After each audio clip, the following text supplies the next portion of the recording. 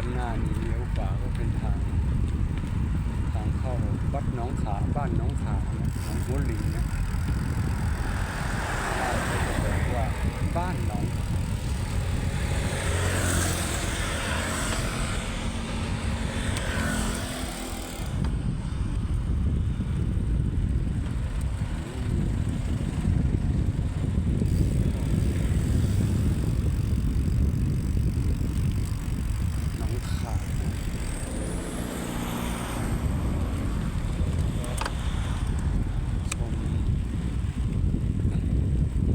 ทุ่งไปแล้วก็ทางเข้านะ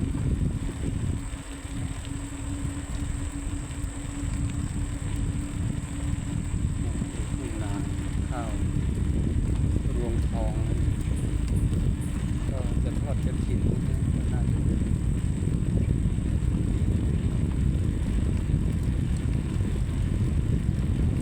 บรรยากาศดีนะ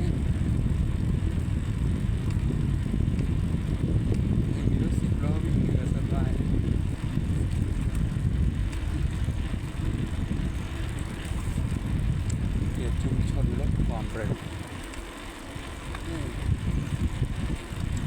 อากาศเนี่ยร่มรื่นนะ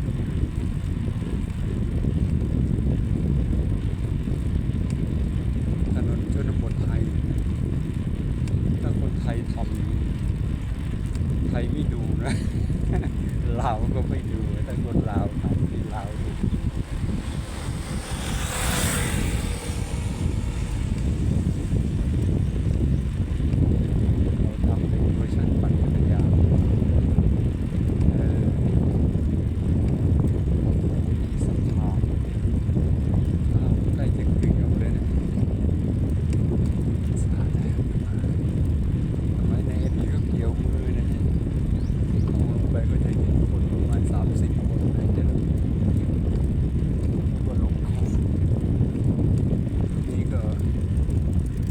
สบายดีลูกพี่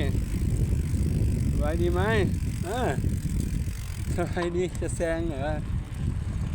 สะพานเนี่ยพี่หมาวิ่งตามพี่ด็อกทักทายเพื่อนโอ้โห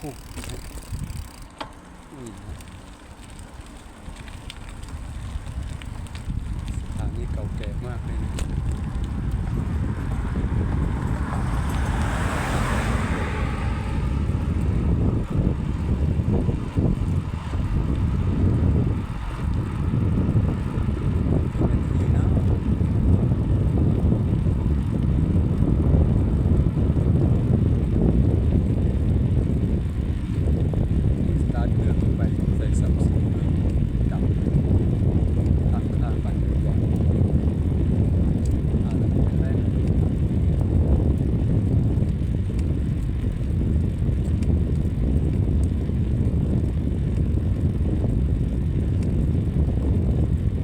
ชุมชน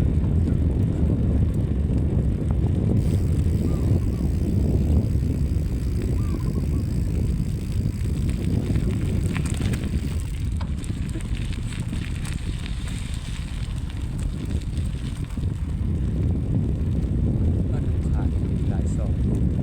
สามารถไปได้ทุกซอย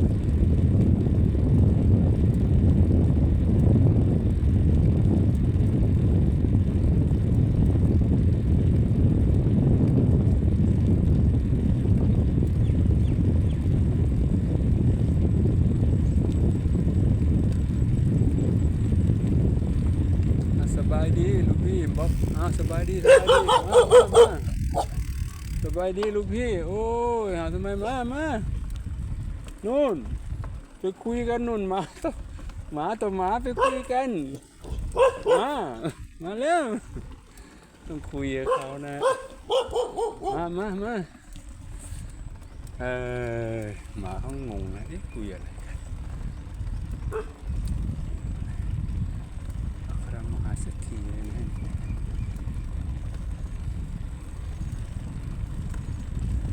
มีวิธีหมาจะไล่แล้วต้องคุยกับเขาคุยกับเขาแล้วเขางงนะรู้จักกันตั้งแต่เมื่อไหร่หมาอีกตัวนึงงงว่าจะไล่ตามน้ำนั่น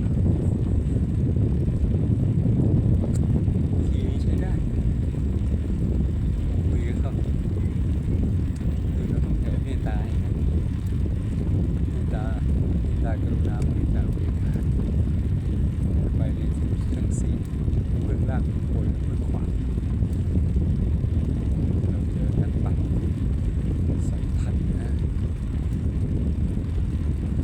จำเริญจำเริญ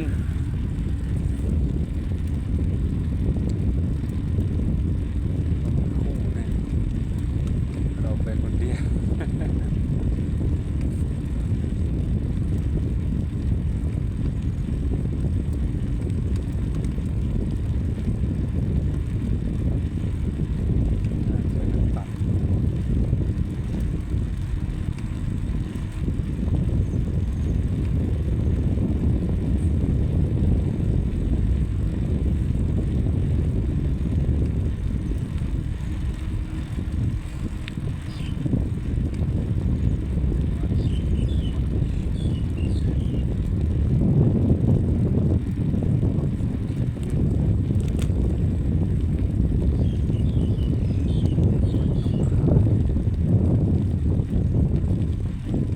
เราจะเข้าทางด้านข้างวัดที่ทราบว่าเข้าได้ก็เคยมานะเคยเข้าได้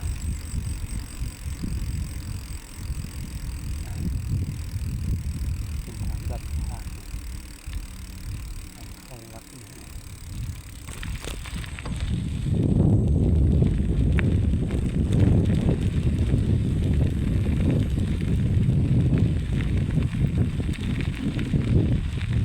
วัดมีเรื่องเล่าน่าเศร้ามากมาย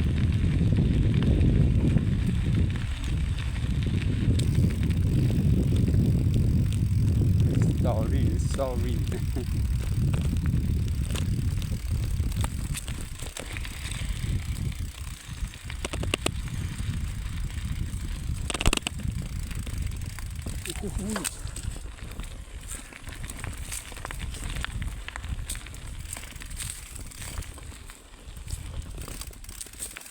นี่ก็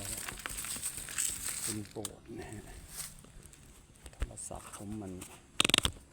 รับได้นะนิดหน่อย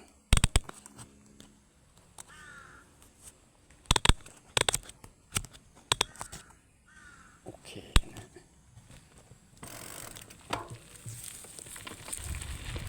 ลงไปข้างล่างนี่ก็เป็นลานการแสดงนะที่ปลูกอ้อยด้วยนะฮะรอบโบสถ์สักหน่อยนะ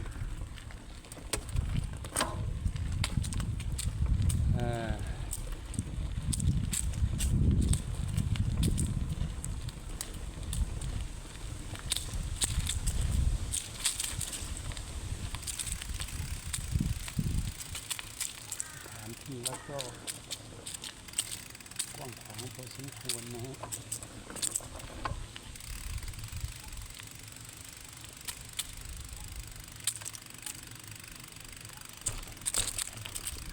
ด้านนู้นด้านนู้นก็เป็น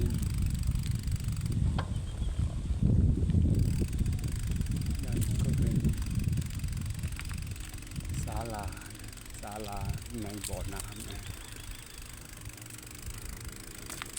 ด้านนี้ก็เป็นเข้าโบสถ์สวยงามนะเอาเสาก็เป็นศาลาการประเรียนนะเราเรียบสระตัดรูปสระภูกันนะ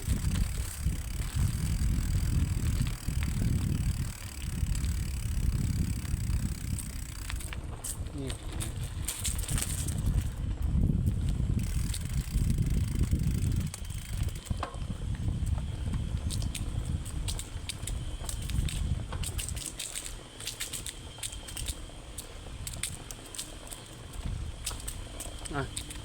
ทักทายลูกพี่หมา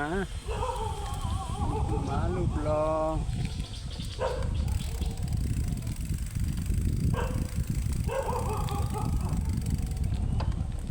เจ้าอาวาสก็ปิดนะก่อนโอ้โห ทักทายครับลูกพี่ครับสบายดีครับนี่นะมีมีที่พักส่งไว้ให้ผมไปอยู่ประมาณสร้างไม่เสร็จมีทางขึ้นไปด้านบนด้วยนะมีระฆังโอ้โหสวยสดงดงามเลยพญานาคเลยหัวพญานาคอยู่เนี่ยเออไม่เห็นหัวพญานาคหรือหัวพญานาคอยู่ทางนู้น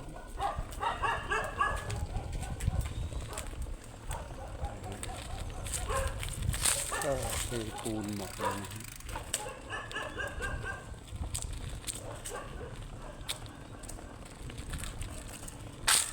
ไปด้านหลังตรงนั้นมีรั้วระหว่างโรงเรียนนะ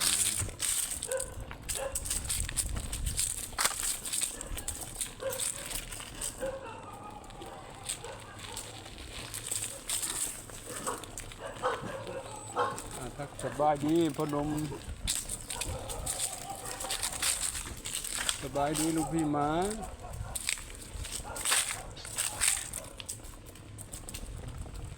ออกประตูนี้ได้นะ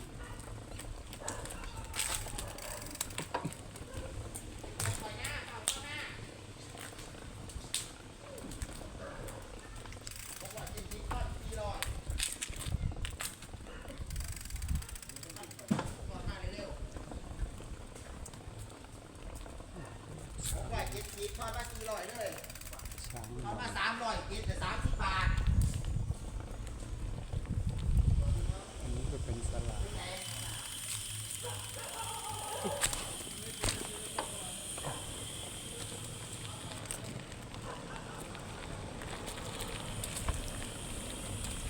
เป็นสลากนะอันนี้เป็นทางด้านหน้าวัดนี่ก็มีเมนทางหน้าวัดเลย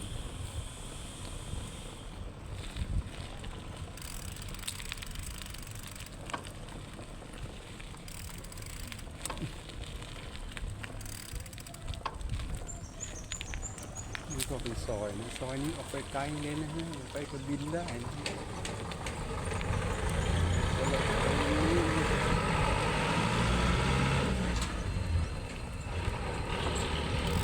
เรากลับมาก็เข้าซอยนี้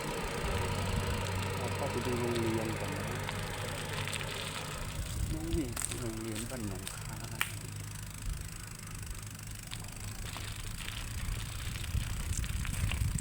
เป็นโรงเรียนขนาดเล็กนะ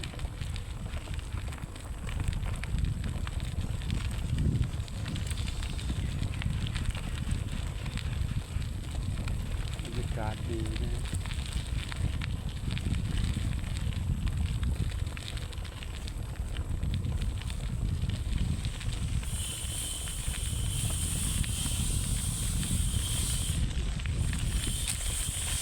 อากาศดีมากร่มรื่นดีเป็นอาคารสองชั้นมีหลายอาคารนะครับ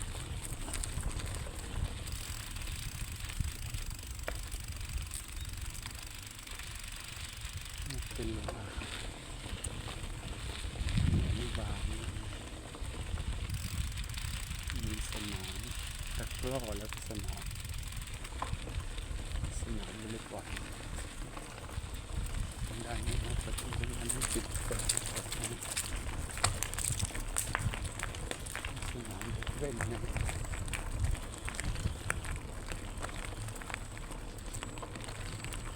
สนามเด็กเล่นสีเขียวที่ก็จะปูกันเลยเนี่ย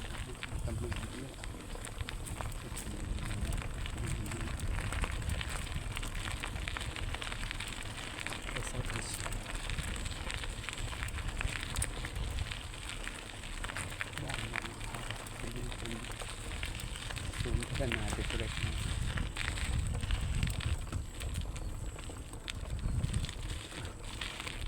แต่นี่ก็เป็นบ้านหัวหลิงนะ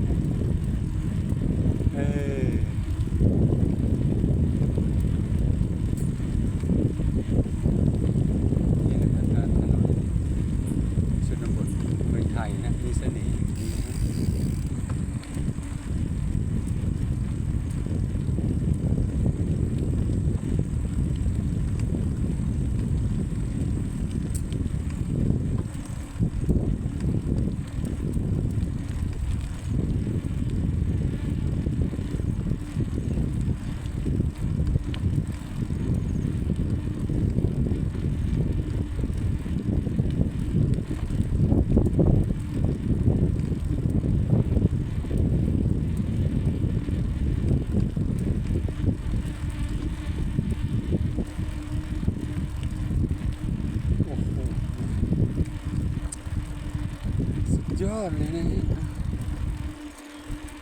มีอะไรมีความสุขมากเลย เงียบดีนะถนนก็ลื่น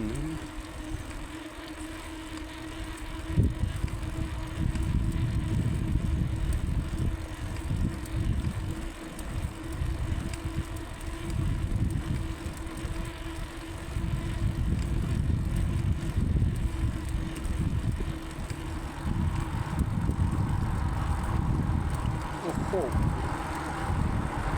หน้ารถลวง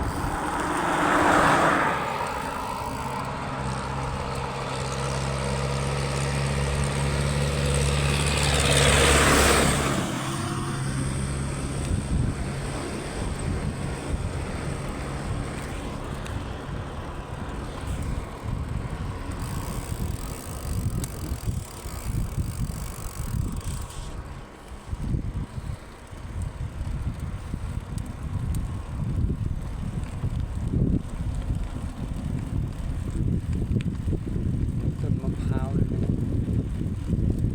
ไฟก็ไฟสามฝีนะไม่ธรรมดาอ๋อไฟสามฝีไปพวกไปปศุสัตว์เนี่ยเล้าไก่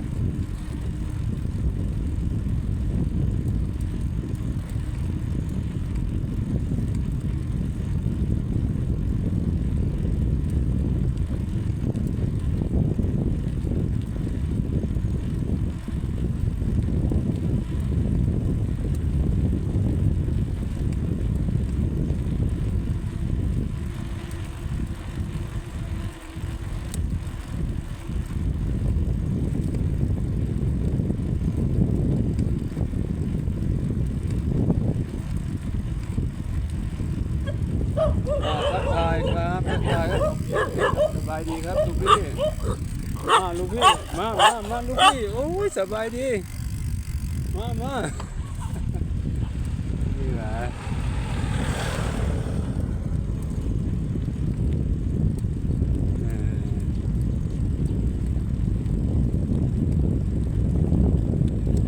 พี่หมาสบายดีไหมลูกพี่ดอกโอ้นี่เข้าสู่บ้านเลยจำเริญลูกพี่ดอกสบายดีไหมสบายดีเนาะ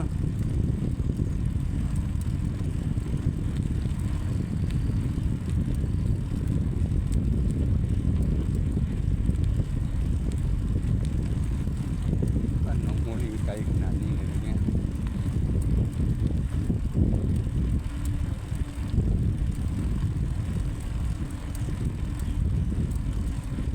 เขาเปลี่ยนชื่อหมู่บ้านสร้างเข้าเขตชุมชนนะ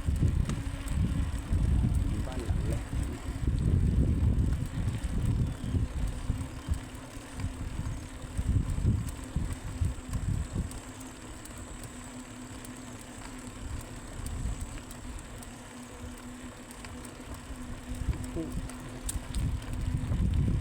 อายุทานที่สุดตาเลยบ้านแต่ละหลังนี่อัคระมหาเลยนะ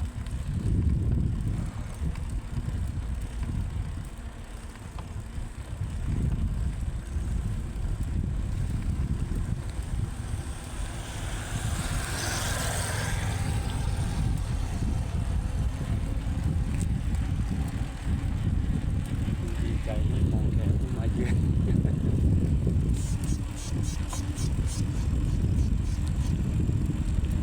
บ้านอยู่ห่างกันนะ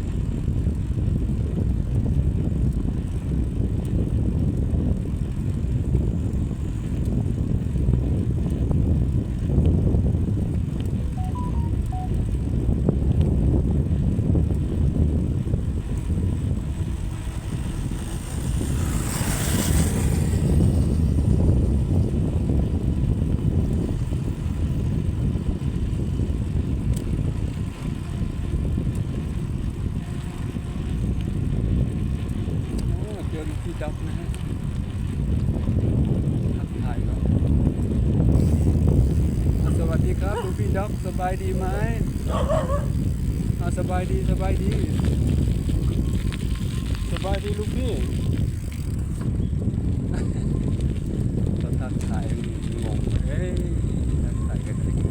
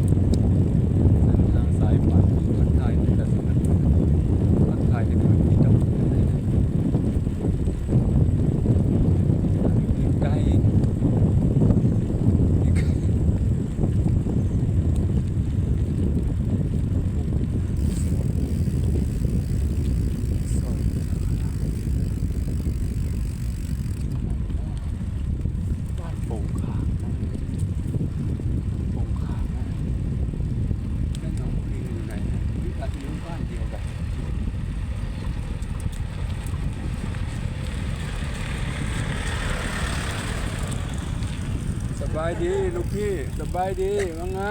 สบายดีไหมมาสบายดีโอ้ไม่เจอหน้ากันนานนะลูกพี่เนาะ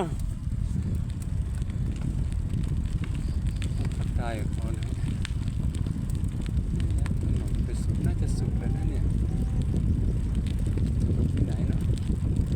อ๋อมีทางแคบเพิ่มมีตัววายมีทางแยกนะน่าจะสุดเลยหรือไม่สุดหรือออกไปเนินฝาวหรือเราจะออกไปทางเนินฝาวดี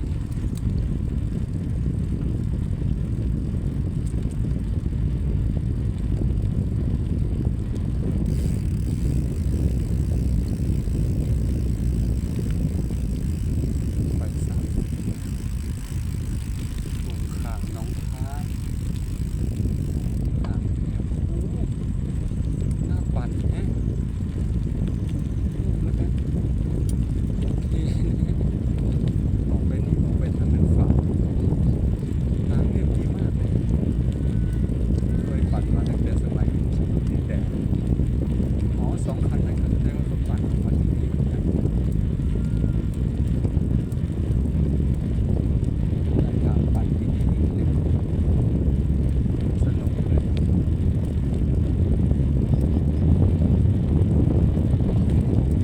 ฟินมากเลย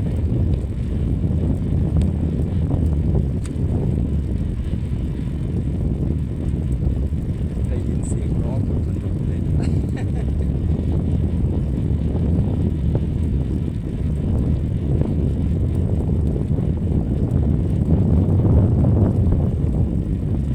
ทางเลยดีมากเรียบด่วนสบาย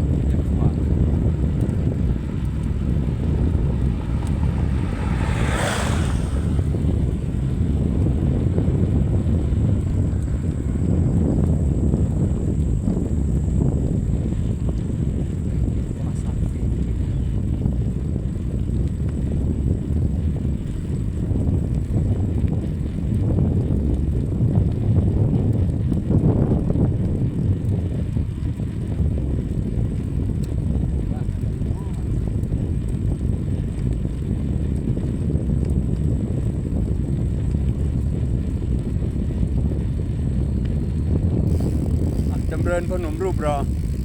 เดินเลยนะครับ โอเค โอเค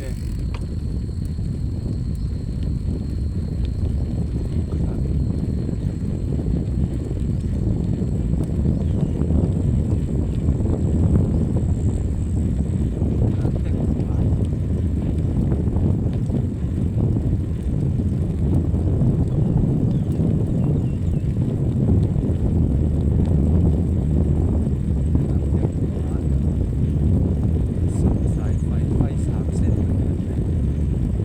ไฟแรงสูงไฟมันก็หมุนอยู่ตรงนี้นะ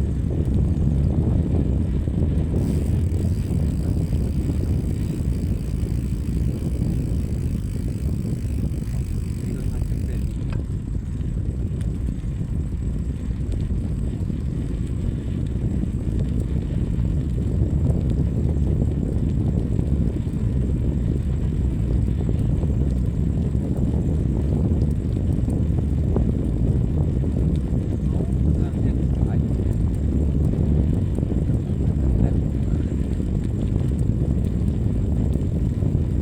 ป้ายถ่ายนะครับ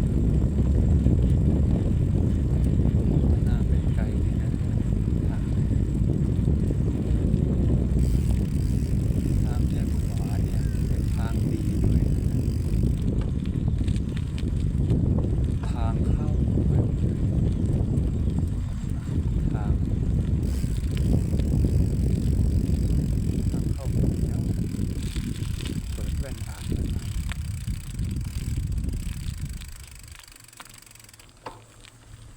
บริษัทแจ็ค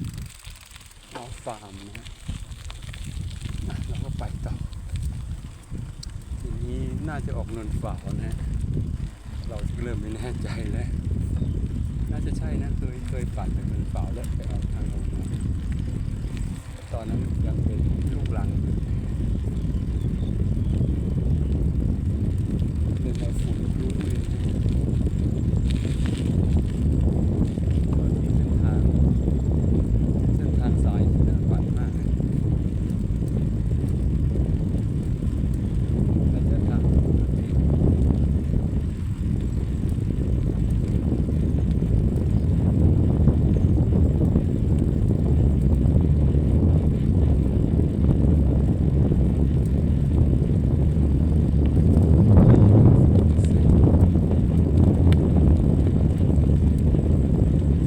ชนบทไทยสวยงามม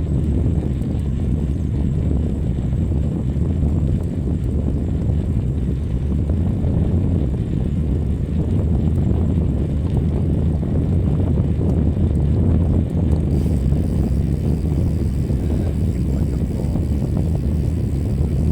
ป้ายก่อสร้างนะสร้างดีนะผ่านถนนองค์การบริหารส่วนตำบลบางตะเคียนงบประมาณอุดหนุนองค์การบริหารส่วนตำบลท้องถิ่นนะงบอบจนะงบประมาณปี2568โครงการสร้างถนนคอนกรีตเสริมเหล็กหมู่ที่16บ้านเนินเจริญถึงหมู่7บ้านหนองค้าก่อสร้างโดย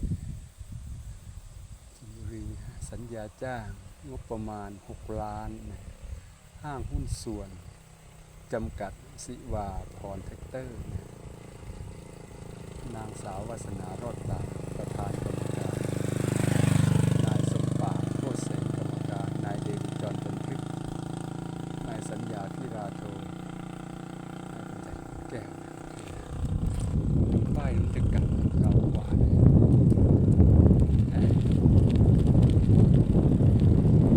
ป้ายมันกลับเรา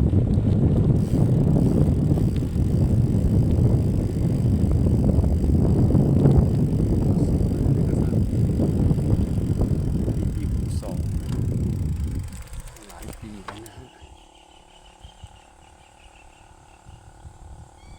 โอ้ทำได้ดีนะ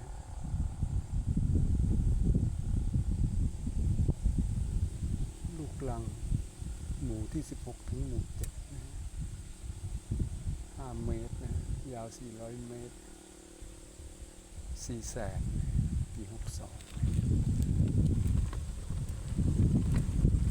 ไปตาม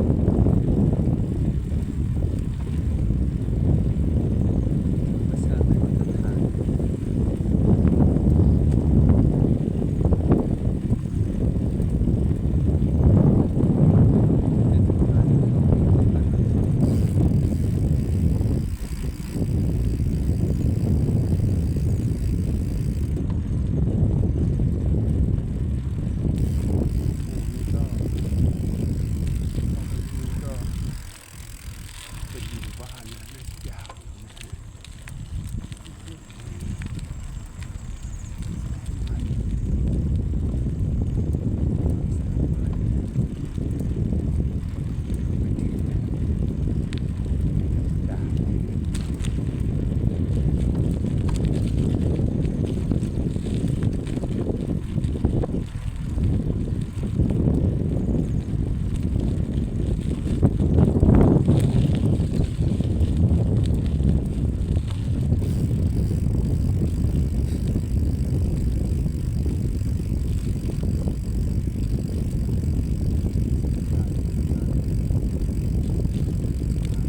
ทักทาย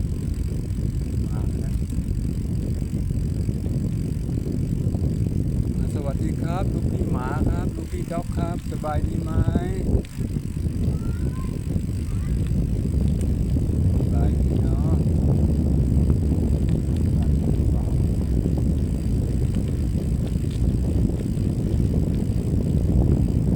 สวัสดีลูกพี่ด็อกครับพี่ด็อกเดี๋ยวนี้ลูกพี่ด็อกครับสบายดีนะครับพี่ด็อกพี่ด็อกจะโดนนั่งกินก่อนเนี่ย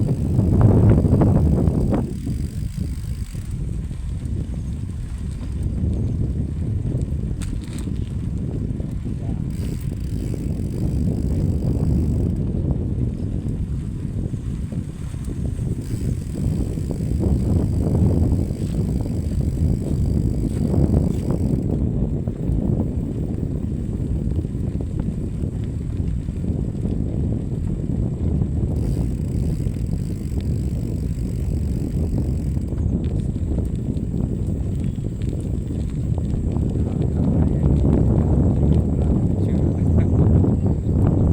ทำให้สวยดีกว่าเรียบทางสวย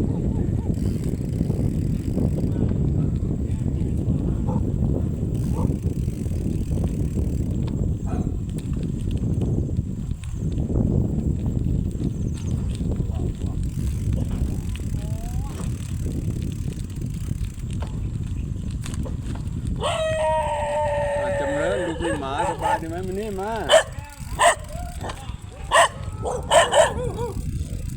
มาสบายดีไหมลูกพี่อันนี้อะไรเนาะ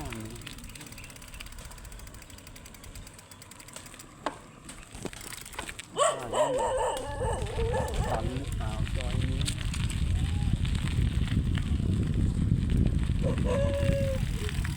ซอยตันนะ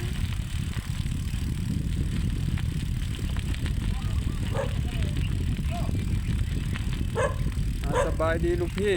สวัสดีครับสบายดีไหมซอยตันเหรอ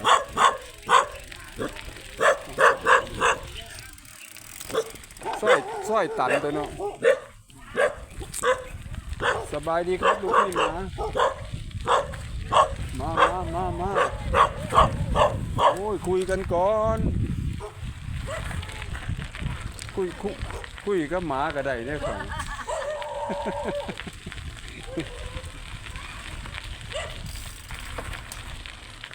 สบายดีครับ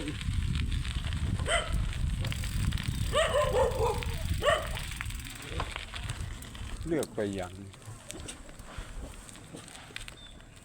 29 ตุลา 58เราเลือกไปแล้วนี่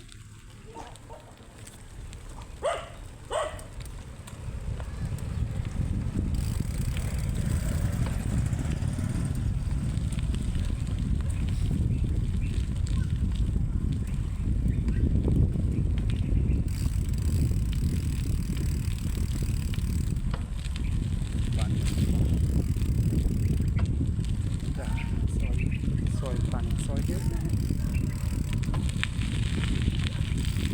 โอ้นี่อัคระ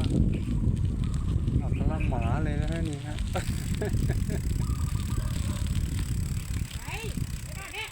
โอ้โห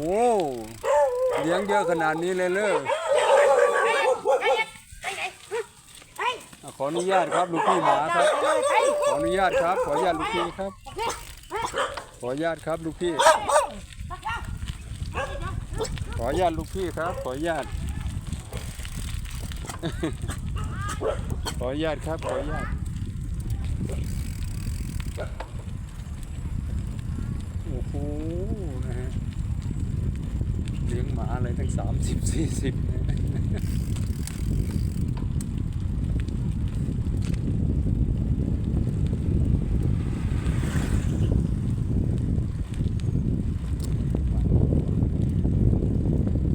ไปเข้าไปไม่ได้เลยนะเรียบร้อยเลยนะหมาทั้ง30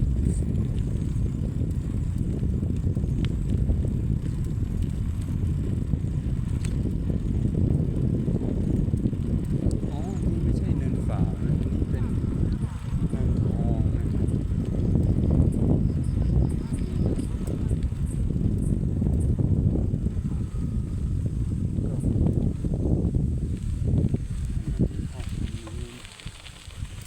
โอ้โหมีช่างปั้นนะฮะ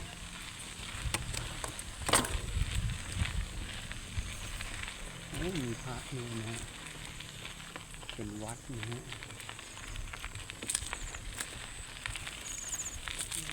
พญานาค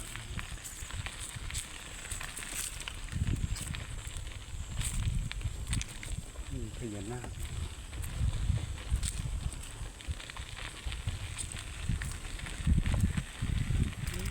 พญานาค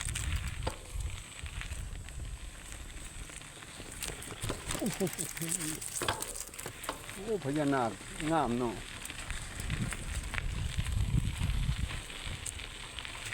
เอาออกตรงนี้ได้นี่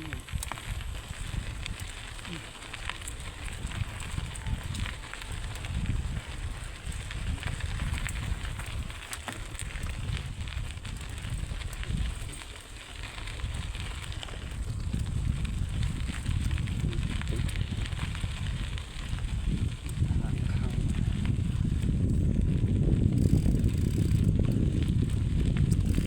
วัดต้นสน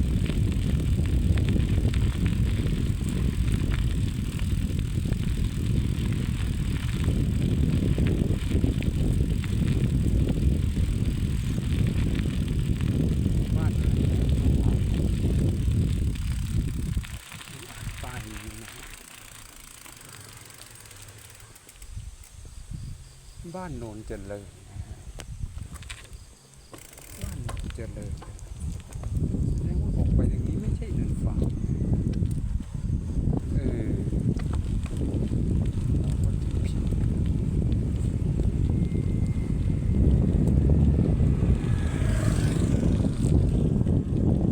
บ้านโนนเจริญเจริญจริงๆนะบ้านใหญ่แล้วก็เป็นบ้านใหญ่วันนี้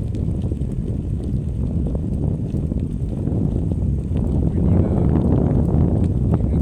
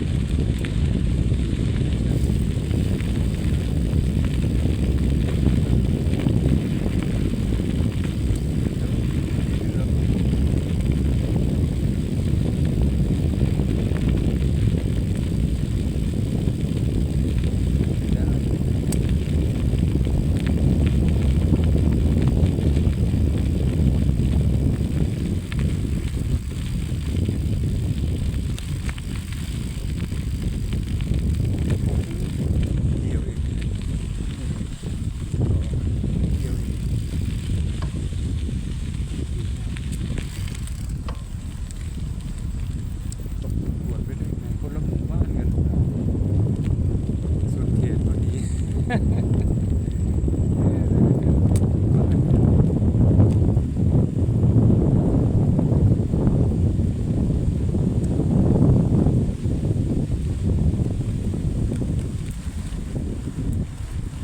อได้ยินเสียงรถแล้วข้างหน้าน่าจะเป็น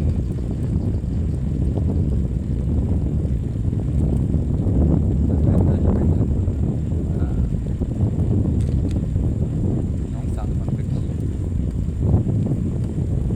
เสียงอะไรเสียงลม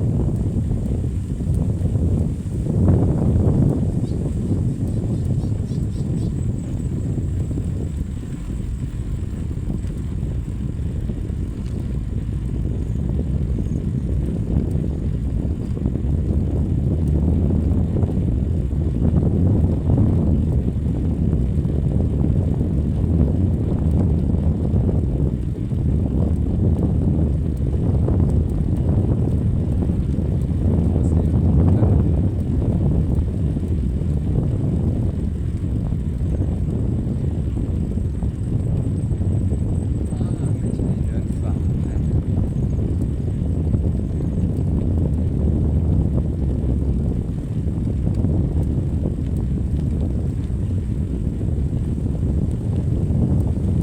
ทางมันฝั่ง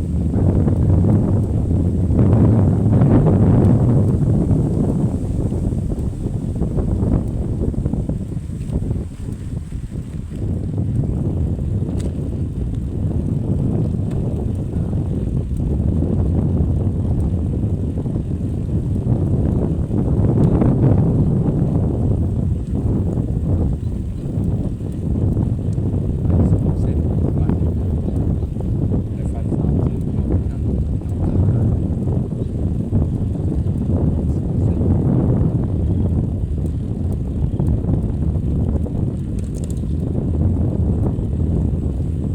แยกขวาก็วังตะเคียนแยกซ้ายก็โอ้โหคาดว่าเนี่ย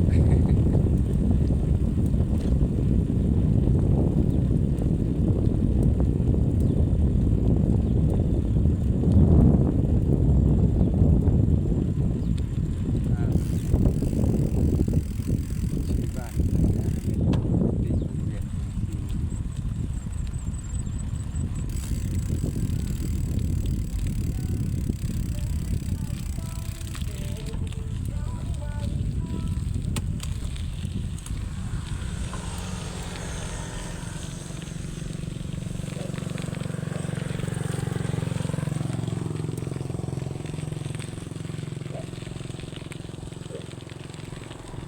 บ้านโนนเจริญไม่เอาฟาร์ม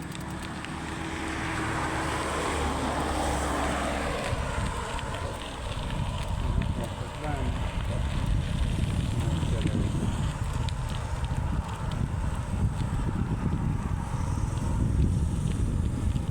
เป็นสายทางเทียนของโบนะน้องสาว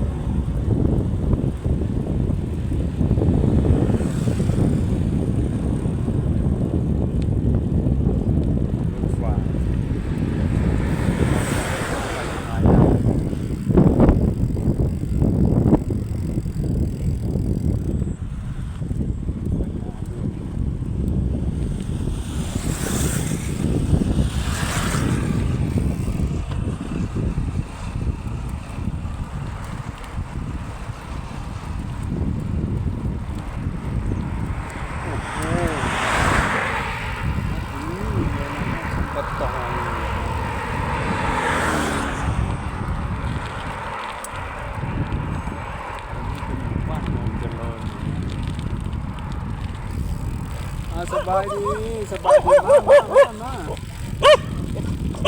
สบายดีโอ้สบายดีลูกพี่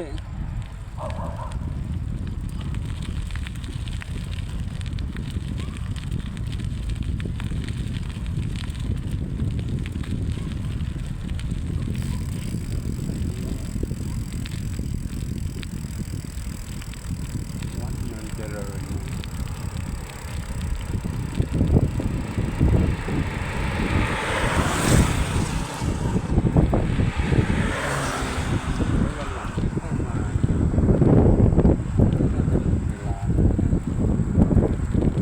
บ้านชัปะตอง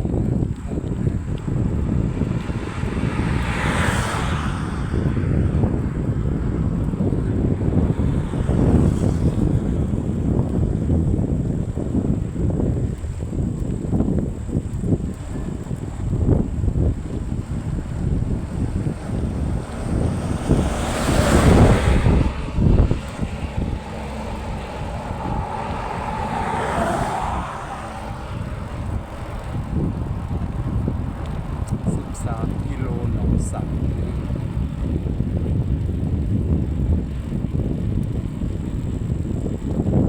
ชัปะตอง